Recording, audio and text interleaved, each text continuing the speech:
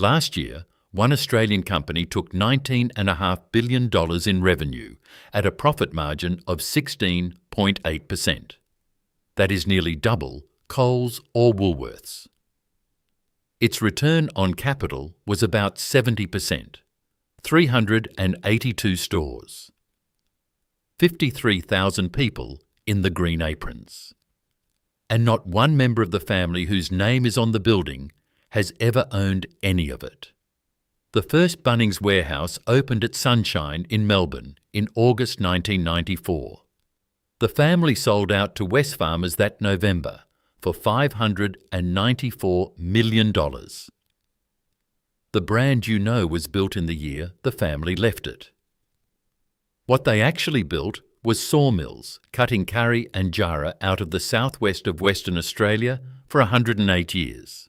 All of it is gone now, and the buyer kept exactly one thing. Before we go any further, if you want to keep these stories alive, I've created a book with the complete Australian lost factories, the workers, the gates, the Australian made, all gone. The link is on the first line of the description. Back to the story. A note before we begin. This story contains the names of Aboriginal people who have died, and it describes the use of Aboriginal prisoners as labourers. It is told on Noongar country in the southwest of Western Australia. Chapter 1. 2 Carpenters. Robert Bunning was born in Hackney, in the East End of London, on the 13th of December, 1859. His brother Arthur followed 4 years later. Their father, Joseph Bunning, was a carpenter. Now, before anything else, 2 corrections, because the internet is currently full of confident nonsense about this family, and some of it is being read out by machines. You will be told the Bunnings were Cornish. They were not. They were East Londoners. And you will be told there were 3 brothers. There were 2. The 3 came a generation later, and they were Robert's sons. And there is a third thing, smaller than either, which is going to matter more than both of them by the end of this film. The name is Bunning, singular, no S on the end of it. The firm they founded was called Bunning Bros, which is simply Bunning Brothers. Every Australian in the country says that name several times a year, and almost every one of them says it wrong. Hold on to that letter. By the end of this story, you will know exactly who put it there, what it was worth, and why it is the only thing in this entire history that survived. The training came from the father. The Australian Dictionary of Biography records that as a boy, Robert would travel across London to work in winter with a hot baked potato in each pocket for warmth. In 1872, Joseph took the family to Boston. The boys later worked near Chicago. Then their father called them back across the Atlantic to London to help him put a spire on a church. So by their 20s, these 2 had learned the building trade in 3 countries on 2 continents. On the 29th of June, 1886, they came ashore at Fremantle off a steamer called the Elderslie, which had sailed from Gravesend in May. And here is the part that changes how you have to see everything after it. They were not emigrating. They had come to visit a married sister who was already living there and then continue on to California. They never left. Let us be straight about what they had, because this channel has been pulled up before for a rags to riches framing that did not survive the arithmetic, and it was a fair criticism. They did not arrive with a fortune. They did not arrive with nothing either. They arrived with a trade, learned in London and Boston and Chicago, and they walked into a colony that was about to be flooded with gold money and would need every carpenter it could find. That is not luck, and it is not poverty. It is skill, arriving at the right moment. There is one more thing worth knowing about the timing, because it is the whole of their luck in a sentence. Gold was struck at Coolgardie in 1892 and at Kalgoorlie the year after. Western Australia's population roughly quadrupled inside a decade. Every one of those people needed somewhere to live, and almost nobody in the colony knew how to build at speed. 2 men who had put up buildings in Boston and Chicago did, and within 6 months they were building a hospital 2,000 kilometres north. Chapter 2. Roebourne. By January 1887, Bunning Brothers had won 2 government contracts, an extension to the Fremantle Lunatic Asylum and a hospital at Roebourne in the Pilbara. Which means the story everybody tells about this company is wrong. You will read on the company's own materials and in 100 repetitions of them that Bunning Brothers began with a sawmill in 1886. It did not. The Bunnings were building contractors first, and they would not own a sawmill for another 11 years. What they built in those first years is still standing, or most of it. The Roebourne Hospital in stone completed in June 1887 for £2,679. The Roebourne Post and Telegraph Office begun the same month using jarrah shipped up from the southwest of the state. And in August 1888, their tender of £595 was accepted for the lighthouse keepers' quarters on Jarman Island off Cossack. Now, the correction on that one, because it gets told wrong constantly and the true version is better anyway. They built the quarters. They did not build the lighthouse. The lighthouse itself was cast iron, manufactured by Chance Brothers of Birmingham in England, shipped out to Western Australia in pieces and bolted together on the island, along with the tools to assemble it and the paint to protect it.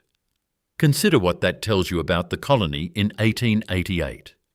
It was cheaper to build a lighthouse in the English Midlands and sail it 14,000 kilometres to the Pilbara than to have anybody make one here.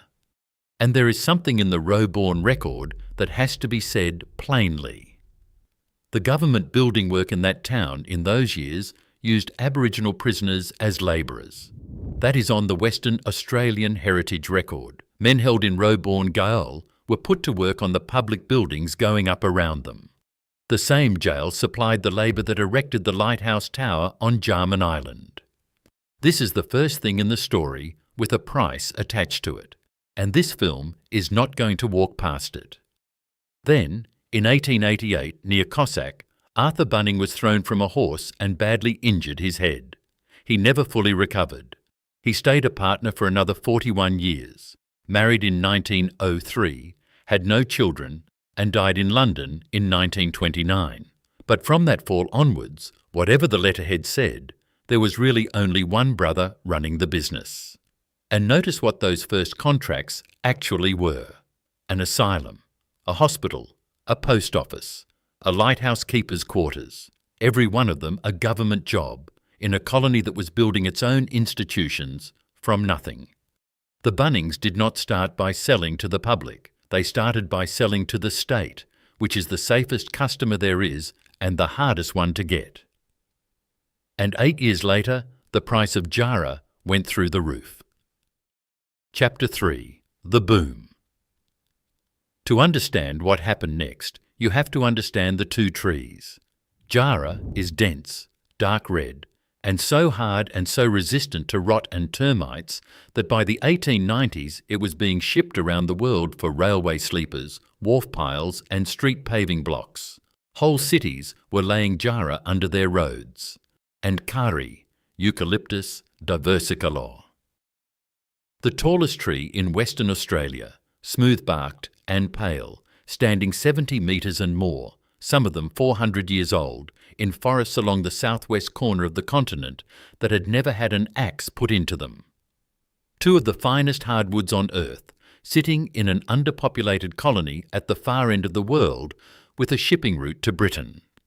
In 1996 and 1997, the jarrah export trade went vertical. And here is the number that settles the question of what kind of men these were. In that boom year, Robert Bunning's income was £156,756. £156,000 in 1 year in the 1890s. So this is not a rags to riches story, and it is not going to be sold as one. By 1997, 11 years after stepping off that boat, Robert Bunning was rich, not comfortable, rich on a scale that almost nobody in Western Australia was, partly from timber and partly from 4 brickyards he had going at the same time. And yet the Dictionary of Biography records something else about the firm in the years that followed: a constant shortage of capital. Both of those are true, and the reason is the whole character of the man. He did not take the money out. He put it back into the ground, into mills and rails and concessions every time for the next 40 years. And the boom itself deserves a moment, because it did not last. Jara went into the streets of London and Cape Town and Calcutta, and then concrete arrived, and the world stopped paving roads with wood. The export trade that made Robert Bunning rich in 1997 was in decline within 20 years. What saved the company was that he had already stopped depending on it, and in 1997 he bought his first sawmill at North Dandalup, south of Perth. That date matters more than any other date in this film. Not 1886, not 1887, 1897. 11 years after he arrived in the country, and 11 years into a business that had until that moment been about hammers and stone. And it is worth asking why a man that wealthy bought a sawmill at all. He did not need one. He had a thriving building firm and 4 brickyards. But a builder buys his timber from somebody else, and Robert Bunning had spent 11 years watching how much of the price of a house walked out the door to the man who owned the mill. So he bought the mill, and the moment he was in timber, he walked straight into the largest company in Western Australia. Chapter 4. The Small Man. Millers. Millers Karri and Jara Forest Limited was incorporated in London in July 1997 and listed on the London Stock Exchange. In 1902, it swallowed the largest sawmillers in the state and became a single combine. Look at what it controlled at its peak around 1910. 26 sawmills, 350 miles of private railway, 3 shipping ports, more than 1,000 horses, 40 locomotives, and 1.5 million acres of forest. Understand what that actually means in practice, because it is not simply a big company. Millers owned the railways your timber had to travel on. It owned the ports your timber had to leave from. It set the price at the mill, and it set the price at the wharf. If you were a small miller in Western Australia in 1902, you were not competing with millers. You were operating inside it, on terms it wrote, and the combine was not Australian. Millars was registered in London. Its shares traded in London, and its profits went to shareholders who had never seen a karri tree. The forests of the southwest of Western Australia were, in a legal sense, being cut by a British company for British investors. And in 1903, the state held a Royal Commission on Forestry, and Robert Bunning got up and gave evidence against the combine. The phrase attached to him in the record is the one this entire film turns on. He argued for freedom of trade, for the small man. And he was the small man, that is not spin. In 1903, Robert Bunning was a carpenter with 1 sawmill at North Dandalup, and he stood up in front of a Royal Commission and argued this: that a London-listed corporation controlling 1.5 million acres of Western Australian forest should not get to decide who else in the colony was allowed to sell a plank of wood. He lost, in the sense that nothing changed.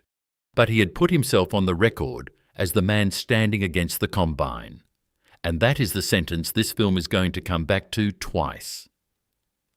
The second time will not be comfortable. There is no record of what the commission made of him. Royal commissions in colonial Western Australia were not in the habit of dismantling companies listed in London, and millers carried on much as before. What the evidence did was put a sentence into the public record about who Robert Bunning thought he was, and that sentence has outlived every mill he ever owned, because what he did next was build a machine for doing precisely what millers had done. Chapter 5. Everything in between. The thing to understand about timber is that cutting it is the easy part. A log is enormously heavy and worth very little per tonne, which means the entire industry is a transport problem wearing a sawmill's clothes. The value is not in the tree. It is in the distance between the tree and the customer, and whoever controls that distance controls the trade. That is exactly what millers had worked out, and it is what Robert Bunning set about building for himself. Own the forest concession so you control the log. Own the mills so you control the cut. Own the railway so nobody can price you off the line. Get to the ports, put yards in the towns, and eventually sell straight to whoever walks in the gate. And he brought the machinery in himself. Robert Bunning imported the first bandsaw into Western Australia and the first timber drying kiln. He ran a locomotive upgrade so steep the men working it named the thing Dirty Mary. The trade went global faster than you would expect from a company that size. Bunning Bros became one of the largest exporters of railway sleepers in the state, with contracts to Ceylon, to South Africa, and later to the Indian Railway Board. Think about what that means. Trains running across 3 continents on rails held down by hardwood cut out of the southwest corner of Australia.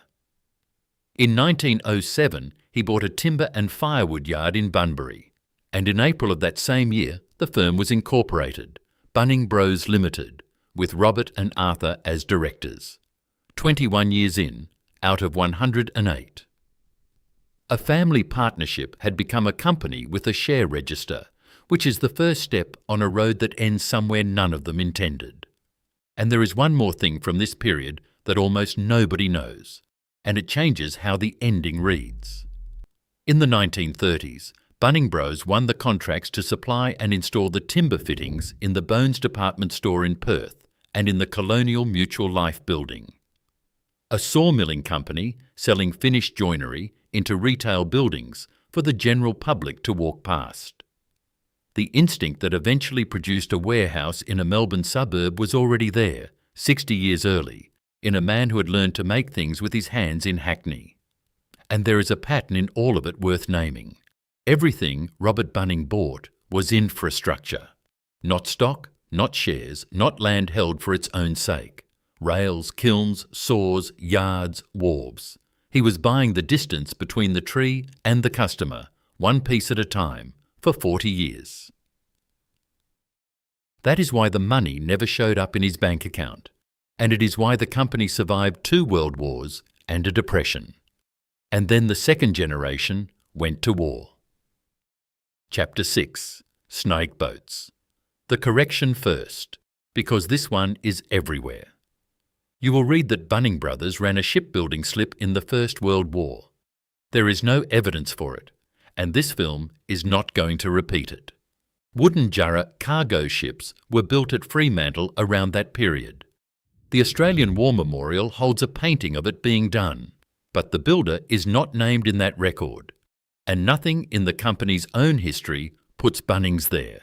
The shipbuilding was the Second World War, and what they built in it is one of the strangest things in Australian industrial history. At the request of the Federal Ministry of Munitions, Bunning Brothers went into partnership with Millars, the combine Robert Bunning had stood up against at a royal commission 40 years earlier. The two of them, jointly, under one name, Millers Bunning Shipbuilding, Fremantle. They built boats for the Navy, and among those boats were 2 of the 6 vessels of what was called the Snake class. They were about 66 feet long, 80 tons, and they were camouflaged to look like Chinese junks, fishing boats, ordinary traffic. They were built to carry the commandos of Z Special Unit into Japanese-occupied territory, which meant sailing into waters controlled by the Japanese Navy and hoping nobody looked twice, and they were named the way you would name exactly that sort of thing. River snake, grass snake. There is a small conflict in the record worth flagging. The Dictionary of Biography describes 3 seine trawlers camouflaged as junks. Naval records say 6 snake-class vessels, of which 2 were built at Fremantle and 4 converted in Victoria. This film takes the naval figure. Either way, hold the homage. Jarrah hulls, cut out of the karri and Jarrah country of Western Australia, dressed up as fishing junks, putting commandos ashore in Timor and Borneo. And the family went into it as well. Gavin Bunning, known to everybody as Tom, Robert's son and the company accountant, was a captain in the 2nd 4th Machine Gun Battalion.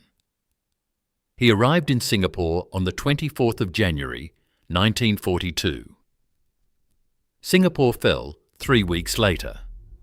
Tom Bunning spent the rest of the war a prisoner at Changi, where he organised and ran a garden to put vegetables into the prisoners' rations. He came home in September 1945 and he lived until 1991. He was made an officer of the Order of Australia in 1980. His brother Charles commanded a battalion of the Volunteer Defence Corps in Western Australia and ran the war production at home.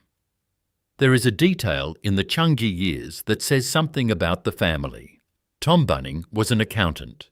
He had spent his working life in an office in Perth adding up timber receipts.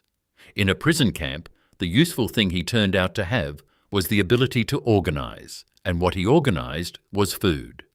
The garden is the reason his name comes up in the accounts of that camp at all. Their father did not live to see any of it. Chapter 7. 50 years.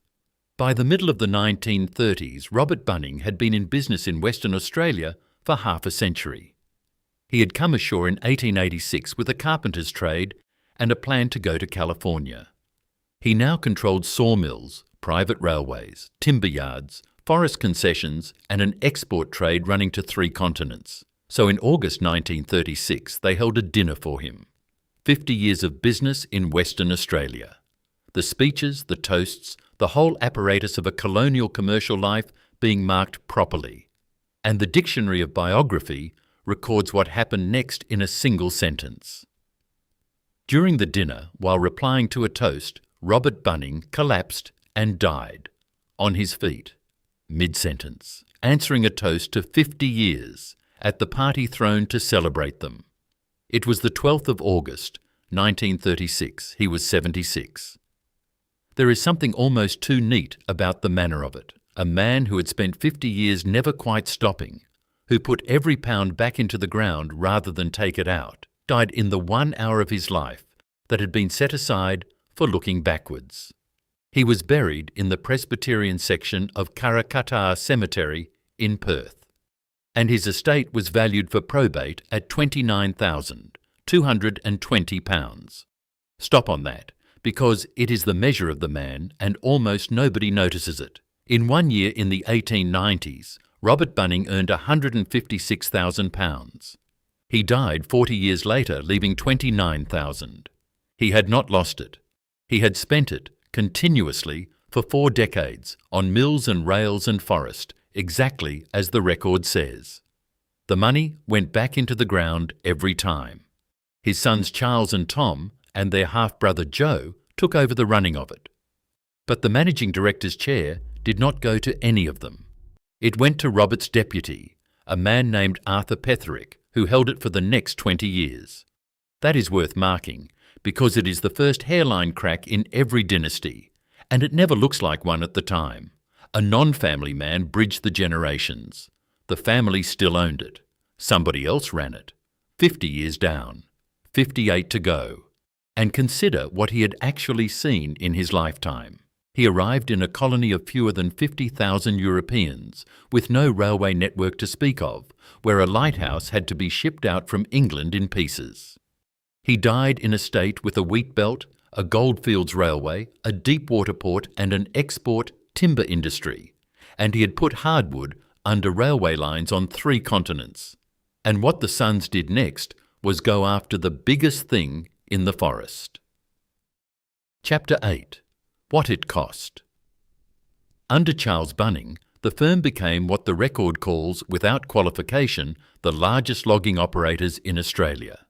The mills went in across the southwest, and the names read like a map of the timber country: North Dundalip, Helena Valley, Jardee, Donnybrook, Collie, Mooja, Nyyamup, Yornup, Tone River, and Donnelly River, pegged out on Anzac Day in 1948, built with 12 miles of its own railway for close to £100,000. Make that one real, because the numbers survive. By the early 1960s, the Donnelly River Mill ran 120 men. It cut 25,000 superfeet of timber a day. And on top of the sawn timber, it turned out more than 300,000 fruit cases a year for the orchards of the southwest. The growth kept coming. In 1970, the purchase of Hawker Siddeley Lee Building Supplies almost doubled the size of the company. After-tax profit went from $783,000 in 1973 to $15.8 million by 1990. And then, in 1983, Bunnings bought Millar's. Say that slowly, because this is the moment the film has been walking towards since Chapter 4. The small man who stood up at a royal commission in 1903 and argued that a combine should not be allowed to control the forests of Western Australia. His family's company bought that combine 80 years later and absorbed it. Now the other side of the ledger, and it has to be here rather than tucked away at the end. Wood chipping began in Western Australia in 1976. Instead of only saw logs, whole trees could now go through a chipper and onto a ship. By the late 1990s, something in the order of 15 million tonnes of karri and murri chips had been exported to Japan, with somewhere between 7 and 10,000 hectares of forest logged a year at the peak. An account from the campaign groups of the late 1990s describes old-growth karri being clear-felled by Bunnings under state forestry plans, and a contract then under negotiation for 680,000 tonnes of chip logs a year. That figure comes from a campaign source rather than an audited one, and this film is telling you so as it says it. This is Nuanga country, Wardundee around Bunbury and Busselton, Pibble men through the karri. And the towns those mills built are the part of this story that never makes it into a company history. Places like Donnelly River and Nyamop existed for one reason. The mill was the employer, the landlord, the shop, and the school bus. When the quota went, the reason went with it, and what is left in the karri country today is a scatter of settlements that were once whole working communities. And then, in a single year, all of it changed hands. Chapter 9, 1994. The family had stopped owning it outright a long time before they stopped running it. In 1952, the firm listed on the stock exchange as Bunning Timber Holdings. That is the moment a family business becomes a set of shares that anybody can buy. In 1980, it was renamed Bunnings Limited, and that is when the letter S arrives. Then, in February 1987, Wesfarmers took an initial 10%. Wesfarmers is worth a sentence of its own because people assume it is some foreign predator, and it is nothing of the sort. It was founded in 1914 as the Westralian Farmers Cooperative, a farmers' co-op in Perth, owned by wheat growers. By the 1980s, it was a listed conglomerate, and what attracted it to Bunnings was not hardware at all. It was the forests and the timber assets. The stake went to 20%. In January 1992, Wesfarmers made a full takeover bid through a subsidiary, and it failed. Meanwhile, the business underneath was quietly turning into something else. The Tone River and Donnelly River mills closed in 1978 as native hardwood quotas began to bite. The company moved into pine plantations, and the merchandise division, the shops, saw trading profit go from $2 million in 1988 to nearly $8 million in 1989. The hardware was outgrowing the timber. The tail was becoming the dog. And then came 1994, and two things happened within 3 months of each other. On the 24th of August, 1994, the first Bunnings Warehouse opened at Sunshine in Melbourne. The Premier of Victoria, Jeff Kennett, opened it. In November 1994, Wesfarmers acquired the remaining 52% of the company for $594 million. And the Dictionary of Biography records the outcome in one line. In November 1994, the Bunning family's involvement in the firm ceased, and Wesfarmers retained the Bunnings name. There it is. The family took the money. The buyer took the letter. There is one more thing about that year, and nobody planned it. Charles Robert Bunning died on the 3rd of June 1994, 5 months before the sale, 3 months before a shed with his family's name on it opened in a Melbourne suburb he had nothing whatever to do with. 108 years, from 1886 to 1994. 2 carpenters off a steamer and 4 generations, and then a cheque. And here is the thing about that sale that is easy to miss. Wesfarmers did not buy a hardware chain in 1994. It had been buying a timber company since 1987. And by the time it finally got all of it, the timber was the part that was dying and the shops were the part that was not. It paid $594 million for a forest business and got the biggest retailer in the country by accident. And then it became something none of them would have recognised. Chapter 10. The Name. Before the ledger, the case for the defence at full strength, because it is a real one and this film is not going to pretend otherwise. Bunnings works. It made tools, timber and materials cheaper and more available to ordinary Australians than they had ever been. It employs about 53,000 people. It runs free workshops for people who want to learn to do something themselves. Its car park on a Saturday morning is one of the last genuinely shared spaces in Australian suburban life. And the sausage sizzle out the front has raised money for more scout troops, footy clubs and volunteer fire brigades than anyone could count. And nobody was ever made to shop there. People went because it was cheaper. It was cheaper because it was enormous. Now the ledger. Revenue last financial year, $19.6 billion. Profit margin in 2024, 16.8%, against Coles at 8.9% and Woolworths at 9.9%. Return on capital of 69% in 2024 and 71.5% in 2025. And those figures come out of Wesfarmers' own annual report. In April 2024, nursery growers gave evidence to a Senate inquiry under parliamentary privilege. Karen Brock of Brocklands Nursery in Tasmania told that inquiry, "We felt that we were slaves. We were slaves to Bunnings." Another grower, who would not be named, told the ABC that supplying the company felt like legalised extortion. Bunnings says it has around 220 plant growers and that more than half of them have been with the company for over 20 years.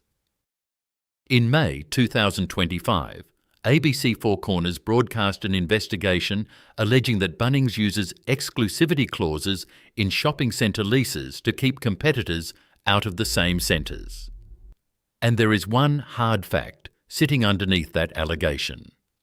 In September 2009, the competition regulator required Coles and Woolworths to give enforceable undertakings phasing out exactly that kind of restrictive lease clause, on the basis that it was anti-competitive.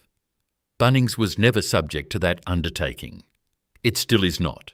And in the federal court, a Mitre 10 owner named David Woodman is suing over a proposed Bunnings store at Jimboomba in Queensland, alleging misuse of market power. That matter is before the court, and this film is not going to prejudge it. Then there is the question of how big the company actually is, and the answer is that nobody can agree. Bunnings puts its own market share at 17%. IBS World put the hardware share at 43%. The nursery industry's own submission to the Senate says 70%, and over 80% in some towns. 17, 43 or 70. Nobody can settle it, and that is itself the finding.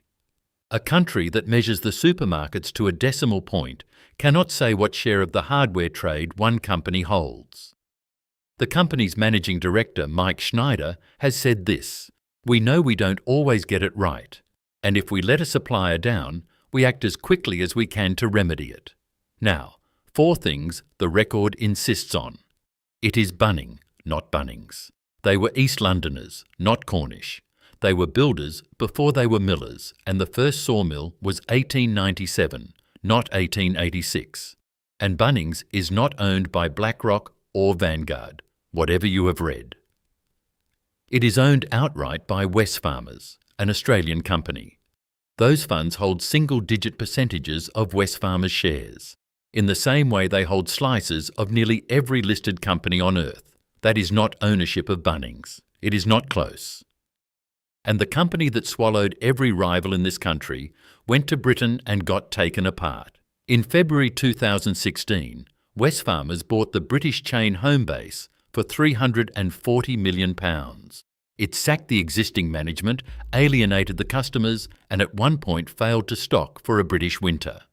In February 2018, it wrote the business down by $931 million. And in May 2018, it sold the whole thing for £1. £340 million in, £1 out. So what is left? Old growth logging in Western Australia ended in 2001. All native forest logging ended on the 1st of January 2024, protecting close to 2 million hectares. The karri is safe now, which is a sentence nobody in this story could have imagined. The trees that outlived the men who cut them will outlive the company as well. And Bunnings Forest Products stopped trading in 2005. The timber business the family actually built was wound up 11 years after they walked away from it. Walk into a Bunnings today and the timber on the rack is plantation pine or hardwood shipped in from somewhere else. The company says more than 99% of it comes from low-risk plantation or legally verified sources. In 1903, Robert Bunning stood up at a royal commission and argued that a combine controlling 1.5 million acres should not get to decide who else could sell a plank of wood. In 1983, his family's company bought that combine. And in 2026, a man with one hardware store is in the federal court alleging that the company carrying Robert Bunning's name is doing to him what Millars once did to Robert Bunning. So what is a name worth once it has stopped belonging to anybody? The mills are gone. The forests are protected. The hardwood business was wound up. Every single thing those two carpenters actually built with their hands has been closed, sold, or grown back over. And the only thing that survived 108 years is a letter the family never used. They never owned a single one.